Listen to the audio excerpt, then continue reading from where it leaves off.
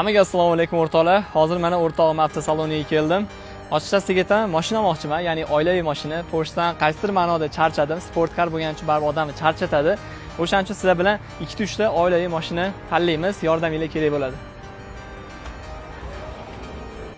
Galam. So'msan? Charchasanmi? Yaxshimisan? Ha, rahmat. Qanaqasan? Nima gapni? Keyin sekin keldim. 3 ta mashina ko'rsatsang oilaviy yurishga. Porsche yoniga. Bilasan, yaxshisidan. Işte zo'r variantlarni yursanga ko'rsataman. Bo'l. Mana o'rtog'im menga 3 xil mashinani ko'rsatdi. Hammasi yaxshi mashinalar, lekin ochig'ini aytaman o'rtoqlar, menga vashcha BMWning o'zi 5-seriyasi yangi versiyasi vashcha yoqmaydi. Qanaqadir menga eskisi yoqadi, Terski chiqqan. O'shaning uchun bu variant sirasi chiqib ketadi. Mana shu ikkita variantda to'xtalamiz.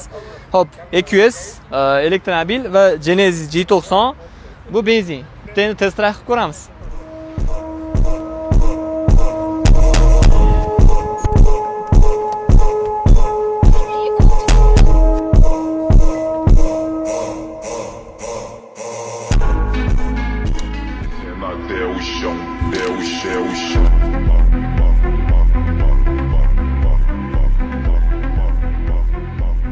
Hop, endi o'zimni xulosamni aytadigan bo'lsam, BMWning 5-seriyasi sirasi boshdan chiqib ketdi, chunki menga eski versiyasi ko'proq yoqadi.